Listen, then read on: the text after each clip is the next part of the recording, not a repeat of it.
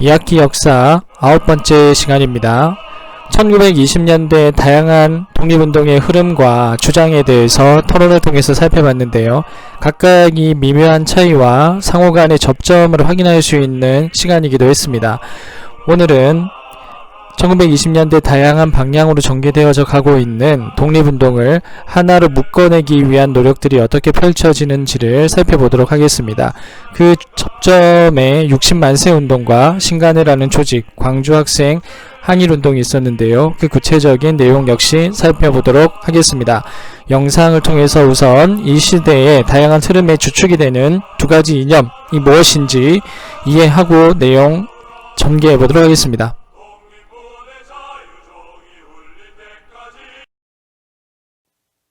이게 뭐야? 나는 후진 물건 비싼 돈 주고 샀더니 자기들 주머니만 채우고 있네? 물산 장려운동이 한창이던 시기, 사회주의 청년들은 불만이 한가득 쌓여 있었습니다. 우리 물건을 애용해서 일본 산업에 맞서자는 취지는 좋았지만 그 결과로 국산품의 가격이 엄청 올랐기 때문입니다. 난 저런 운동에 참여할 수 없어. 밀립대학 설립운동도 그래. 우린 글도 모르는데 대학은 무슨? 이게 다 자기들 만족을 위한 거지. 또한 민족주의계 지도자들도 불만이 많았습니다. 온 민족이 일본과 맞서 싸워도 모자랄 판에 무슨 자본가 노동자를 따지는 것인가? 저 철없는 것들. 라떼는 말이야. 그런 거 생각도 못했어. 독립이 되어야 그 다음에 노동자도 있는 거지. 이러한 두 세력의 대립을 지켜보는 일본은 마냥 흐뭇합니다. 싸워라 싸워. 역시 조선지는 재밌어. 크크크크크. 이 와중에 일본이 허락하는 범위 내에서 실력을 쌓자는 민족주의 세력까지 등장했습니다. 이들의 등장은 사회주의자들과 민족주의자들의 대립을 심화시켰습니다. 이렇게 갈등이 심해지는 상황 속에서 1926년 4월 대한제국의 마지막 황제 순종이 승하하고 맙니다. 그리고 순종의 인산일은 6월. 인산일? 그렇다면 3.1운동 어게인? 모두가 바빠졌습니다. 민족주의, 사회주의 할 것 없이 모두가 만세 시위를 준비했고 학생들 역시 대거 동참했습니다.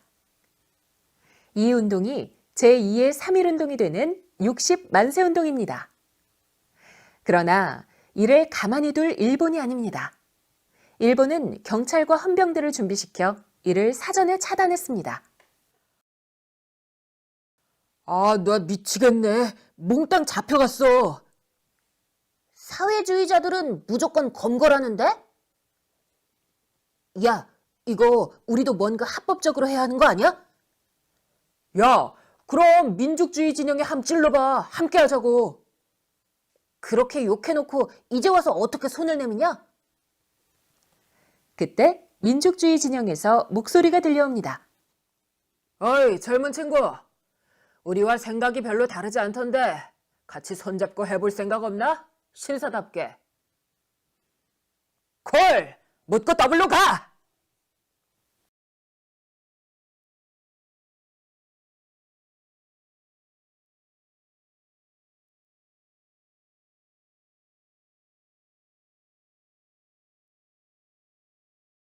그리하여 두 세력이 전격적으로 손을 잡고 단체를 조직했으니 그 이름 바로 신간회.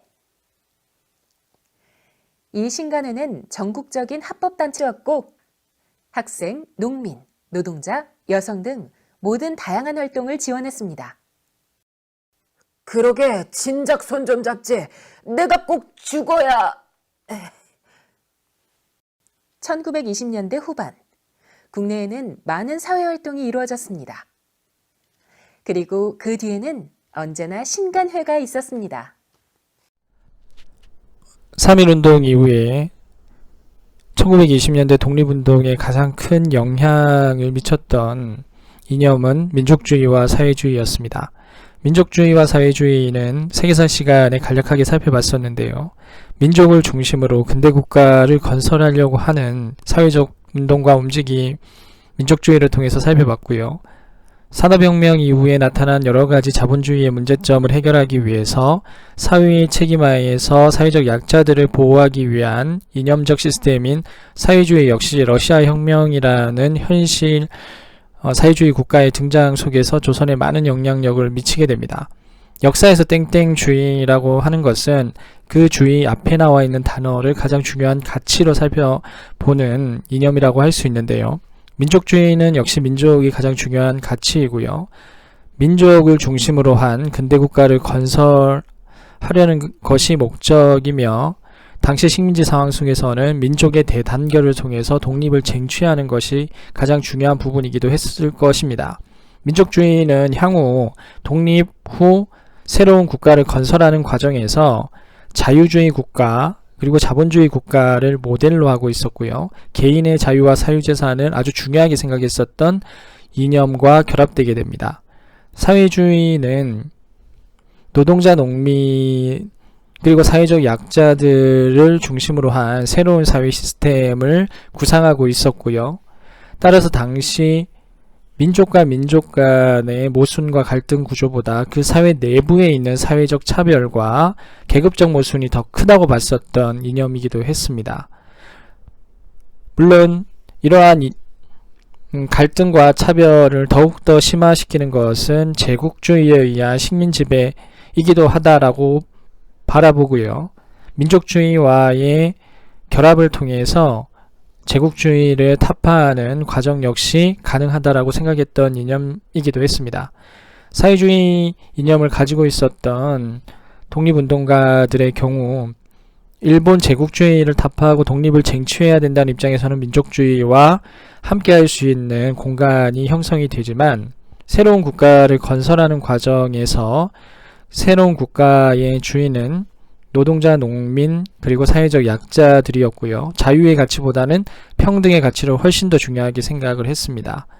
계급적 차별과 구조적인 모순이 나타나게 되는 가장 큰 이유는 생산 수단을 개인이 소유하고 그 생산 수단을 통해서 차별을 만들어내기 때문이라고 보고요.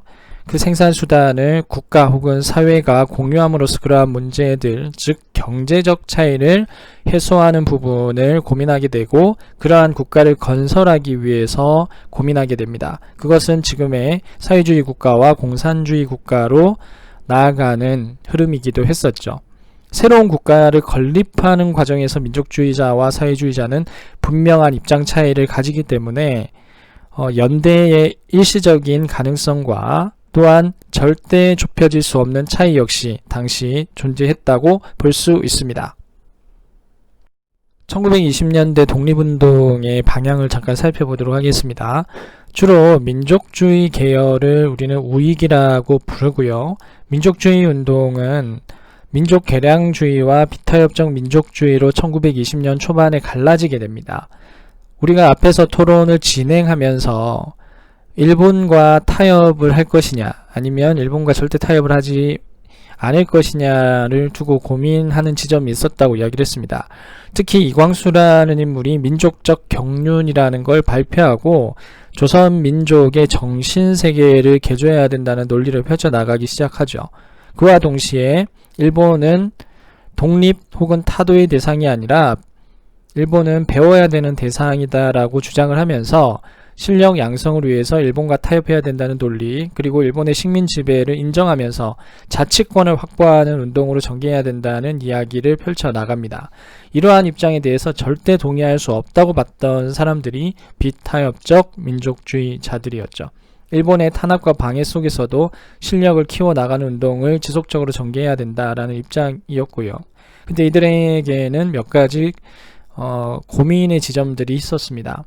실제로 일본의 방해가 되게 심했었고요. 민족주의자 중 일부는 일본으로 타협하는 움직임으로 기울어지게 됩니다. 전체적인 독립운동의 역량이 약화되는 것이고요. 일본의 탄압과 방해는 아주 심했던 상황이었던 것이죠.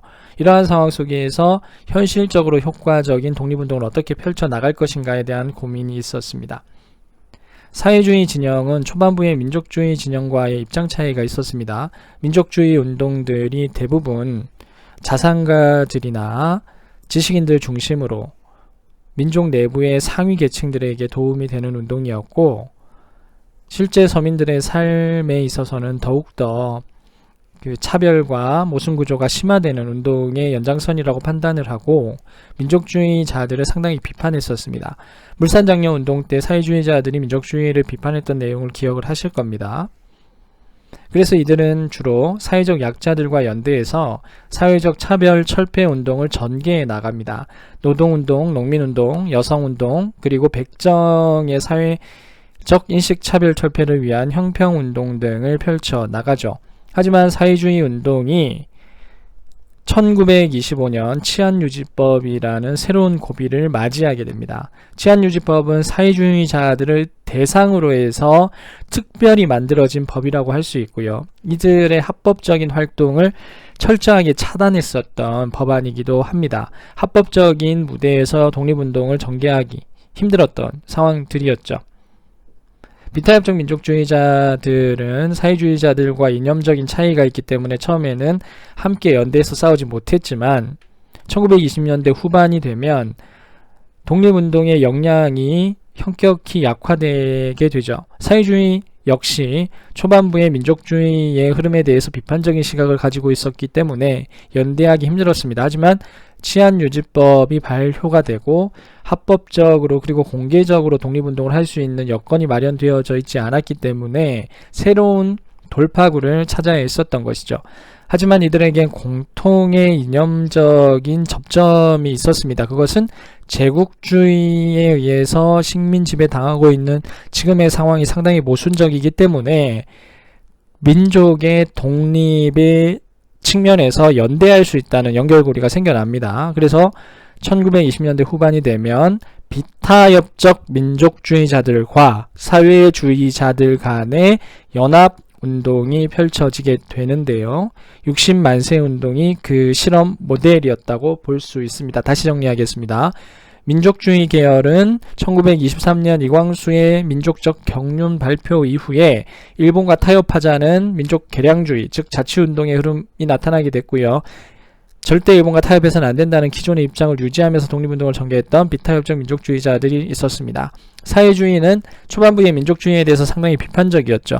하지만 1925년 치안유지법 발효 이후에 독립운동의 조금 더 큰 무대를 활용하기 위해서 비타협적 민족주의와의 연대를 모색하게 됩니다. 그것이 60만세 운동으로 실험이 되고요. 신관회를 통해서 구체화되기 시작합니다. 비타협적 민족주의자와 사회주의의 연합이었다라고 보시면 되겠습니다. 치안유지법인데요. 국채를 변혁하거나 사유재산 제도를 부인할 목적으로 단체를 조직하거나 그 사정을 알고 이에 가입한 1925년에 발표된 치안유지법인데요. 사회주의자들과 비타협적 민족주의자들이 결합할 수 있는 계기를 마련해줬던 사건이기도 합니다.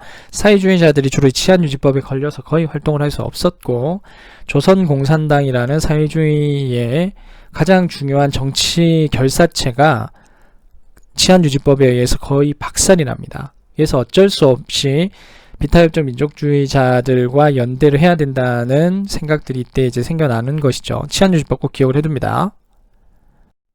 1926년 사회주의와 민족주의의 연합의 실험이 진행이 되는데요.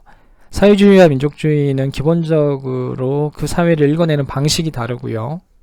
새롭게 건국하려는 국가의 모습의 이상 또한 다릅니다. 그렇기 때문에 서로에 대한 불신이 매우 컸었는데요. 1920년 후반이 되면 그들의 필요에 의해서 연대를 해야 되는데 아무런 전제 조건 없이 연대하기는 힘들겠죠. 그래서 그 사전적으로 상호가 연대가 가능한지를 모색하는 차원에서 60만세 운동이 진행이 됩니다. 교과서 19페이지 60만세 운동을 살펴보도록 하겠습니다. 1926년에 시작이 된다는 거 좀 기억을 해두시고요. 치안유지법이 1년 전에 발효가 되었기 때문에 사회주의자들과 비타협적 민족주의자들이 치안유지법을 계기로 해서 연대를 모색했다라고 이야기를 했죠. 그렇기 때문에 훨씬 뒤, 1년 뒤죠. 1년 뒤에 60만세 운동이 전개가 됐다는 것이고요. 순종임금의 장례식 포인트입니다. 고종임금의 장례식 제3일 운동이 전개가 됐고요. 다음 왕인 순종임금이 돌아가시고 나서 제2의 3.1운동을 시작하기 위해서 아주 중요한 포인트가 되었을 겁니다. 사회주의 세력들과 비타협적 민족주의 세력들이 연합해서 그들의 결합 가능성을 실험했던 운동이기도 했고요. 좌우 합작의 실험이라고 표현하기도 합니다. 가능성을 충분히 보게 되죠. 이들의 연합을 통해서 민족의 유일한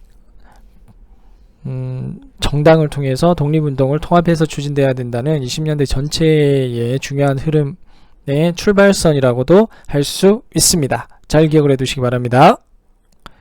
교과서 59페이지입니다. 신간회가 결성이 됩니다. 1928년도에 결성이 되는데요. 60만세 운동은 사회주의 세력과 민족주의 세력 중 비타협적 민족주의자들과의 연대를 통해서 독립운동을 하나의 중심에서 이끌어가는 민족 유일당을 결성하는 과정이라고 봤었는데요. 그것이 구체화된 것이 신간회라고 볼 수 있습니다. 교과서에 신간회는 별표를 쳐두시고요. 그리고 신간회에서 주장하고 있는 강령은 교과서에 좀 작성을 해둡니다. 되게 중요한 내용 중에 하나입니다. 첫 번째 강령은 우리는 정치 경제적 각성을 촉진한다.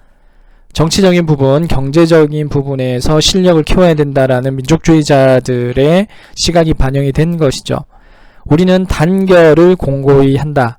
사회주의자들과 비타협적 민족주의자들 간의 연합, 그리고 그 단결을 강화시켜야 된다는 입장이기도 합니다. 세 번째, 우리는 기회주의를 일체 부인함. 여기에 별표를 치시면 되겠습니다. 기회주의는 누구를 지칭하는 것일까요? 그렇죠.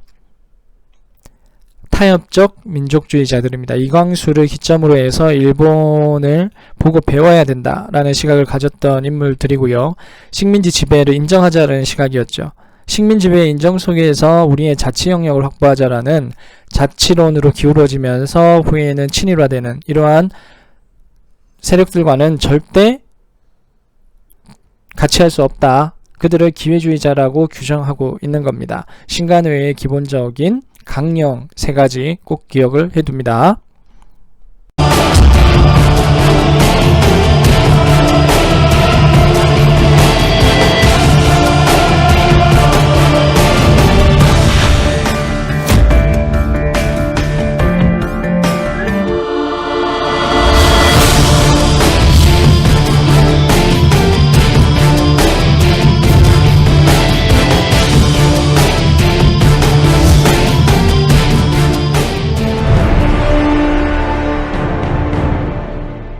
(3.1 만세운동) 이후 정확히 10년 만이었습니다.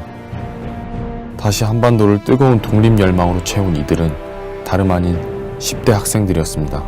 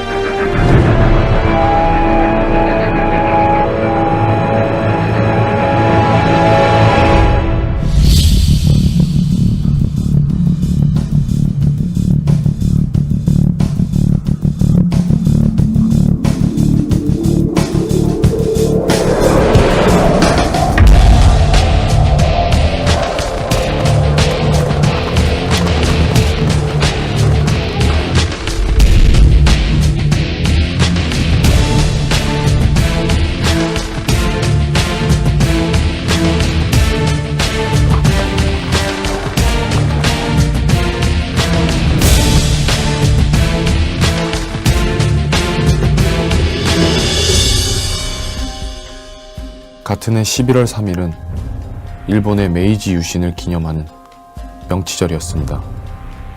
그날은 음력 10월 3일 개천절이기도 했는데요. 한국의 건국일 날 일본 국가를 부르라는 일제 강요에 광주 학생들은 침묵했습니다.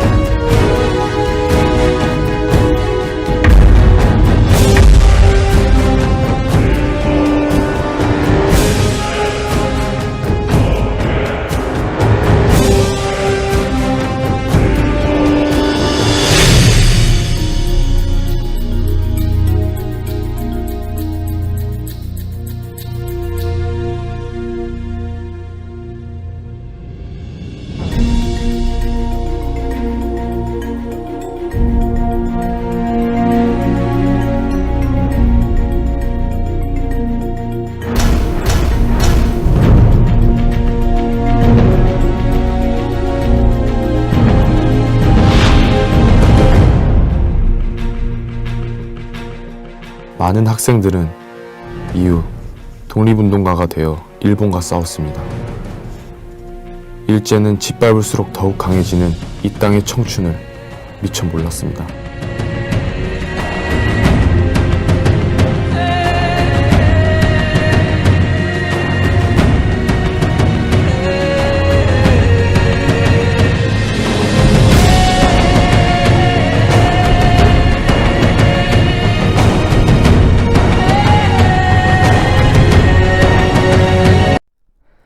신간회 활동 중에서 가장 의미 있는 활동 중 하나가 광주학생 항일운동을 전국적인 규모로 확산하고 일본에게 일정 부분 잘못을 인정하게 하는 과정이었다고 볼 수 있습니다. 영상에서 당시 광주학생 항일운동이 어떻게 진행이 되어졌는지를 살펴봤을 텐데요. 시작은 일본인 후쿠다라는 인물이 박기옥이라는 여학생을 희롱하게 되면서 이야기가 시작이 되죠. 박준채라는 사촌 동생이 그 상황을 지켜보면서 후쿠다에게 응징을 하게 되었었는데요. 그것이 광주 내부의 학생들 간의 갈등으로 나타나게 됐고, 이걸 관리하는 과정에서 민족 차별의 문제가 노출되게 됐던 것이죠. 민족 차별과 차별 교육에 분노하고 있었던 학생들이 항일운동의 촉발점으로서 이 사건을 다루게 되면서 당시 1920년대 식민 지배에 대한 분노가 전국적으로 확산되는 계기가 되었습니다. 교과서 59페이지입니다. 광주학생 독립운동의 연도를 조금 기억을 해두시면 좋겠죠. 1929년이고요. 신간회가 결성되고 나서입니다. 광주에서 한일 간 학생들 간 충돌에서 시작이 되죠. 광주학생 독립운동은 단순한 그러한 충돌에서 멈추는 것이 아니라 당시 진행되고 있었던 식민 지배의 문제점, 그 중에서도 식민지 교육에 가지고 있었던 다양한 문제점들이 학생들의 목소리를 통해서 터져 나오기 시작합니다. 민족의 차별을 중지하라, 식민지 교육을 철폐하라 라는 내용이 핵심이었고요. 그것이 조직적으로 펼쳐져 나가고요. 신간회의 지도자들을 중심으로 해서 광주라는 공간에서 제한적으로 맴도는 것이 아니라 전국적으로 확대되면서 항일운동으로 퍼져나가기 시작합니다. 3.1운동 이후에 최대 규모의 민족운동으로 확산이 되었고요. 일본은 이 부분에 있어서 일정 부분 식민지 교육의 개선과 그들의 요구를 수용하면서 이 운동이 마무리되게 됩니다. 독립운동 과정에 있어서 학생들의 영향력이 아주 중요하게 작용했었던 대표적인 사례라고도 할 수 있고요. 독립운동 과정에서 민족 유일당의 필요성을 다시 한 번 더 확인하게 되는 계기로 작용하기도 합니다. 1929년 광주학생 독립운동 잘 기억을 해두시면 좋을 것 같습니다. 어디에서 일어난다? 광주에서 일어난다. 신간회가 설립되고 나서다, 설립되기 전이다. 신간회 설립되고 나서다라는 거, 3.1 운동 이후에 최대 규모였다라는 것까지 잘 기억해 두시면 되겠습니다. 1920년대 광주학생 운동이 가능했었던 이유는, 그리고 그 운동이 매우 체계적이고 조직적이며 전국적으로 연대해서 확산될 수 있었던 이유는 1920년 초반부터 준비되어졌었던 학생운동의 흐름과 연관되어져 있습니다. 1920년대 초반 학생들도 역사의 주체임을 인식하게 되죠. 3.1운동이 그 촉발점이라고 할 수 있는데요. 학교마다 독서회가 결성이 됩니다. 대표적인 것이 광주 고등학교의 성진회와 여고보의 소녀회 등이었었는데요. 이러한 독서회를 중심으로 해서 독립의지와 독립의 이유 필요성들이 공유되고요. 조직화되어져서 연대를 통한 체계적인 독립운동이 가능했다고 볼 수 있습니다. 60만세 운동을 주도했던 인물들 역시 학생들이 그 중심에 있었고요. 광주학생 운동은 역시 광주학생들을 중심으로 해서 전국의 학생 단위의 운동 조직체들이 연결이 되면서 전 민족적인 독립운동으로 확산이 될 수 있었던 것이죠. 그러한 측면에서 광주학생 운동이 일어났던 11월 3일은 학생의 날로 해서 역사적으로 기념할 필요가 있다라고 이야기가 되어지고 있고요. 물론 이제 독재 시기에 학생들에 의한 독재 반대 운동이 강하게 일어나게 되면서 학생들은 공부해야 될 존재이지 사회를 비판하거나 참여해서는 안 되는 어리석은 존재다라고 강요하기 위해서 학생의 날이 잠깐 중단되었던 적은 있는데요. 다시 민주정부가 수립이 되면서 학생의 날이 11월 3일로 부활하고 기념되고 있습니다. 여러분들도 11월 3일 학생의 날을 의미있게 기념했으면 좋을 것 같습니다.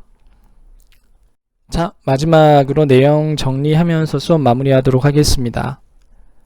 1920년대에 사회주의와 민족주의 간의 연합이 모색이 되죠. 연합이 모색되는 과정에서 그 실험적 틀로서 60만세 운동이 전개가 됩니다. 60만세 운동은 순종임금의 장례식 때 이루어진 것이죠. 사회주의자들과 민족주의자들 중에 비타협적 민족주의자들의 연대를 통해서 진행된 운동이었고요. 최대 규모였다 아니었다? 최대 규모는 아니었습니다. 60만세 운동은 민족유일당 운동의 가능성을 확인했던 운동이었고요. 그 결과 성립이 된 단체가 신간회입니다. 신간회는 1928년도에 결성이 되고요. 사회주의자들과 민족주의 비타협 세력들 간에 결합된 민족유일당이었고요. 다양한 활동을 전개를 했었죠.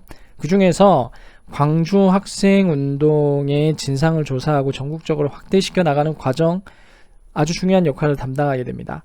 광주 학생운동은 신간회가 결성되고 나서 진행이 된 운동이었다라는 거 기억을 해둡니다. 1929년이었고요. 광주에서 일어났고 민족운동에 있어서 아주 중요한 기점이었다고도 이야기를 했습니다. 3.1운동 이후에 최대 규모의 민족운동이었다라는 거 기억을 해주시면 되겠습니다. 그리고 1931년도가 되면 신간회는 해산이 되는데요. 신간회가 해산되었던 이유는 민족주의자들과 사회주의자들 간의 입장의 차이가 이 시기가 되면 좀 분명해집니다. 그것은 중국 내부에서의 국공합작이라는 게 결렬이 되면서 나타났던 현상이기도 했고요. 시대를 바라보는 시각이 좀 달라지면서 신간회는 해산되게 됩니다. 하지만 그 전에 광주학생운동이 전개될 때는 아주 중요한 역할을 했었다는 거 잘 기억을 해두시면 되겠습니다.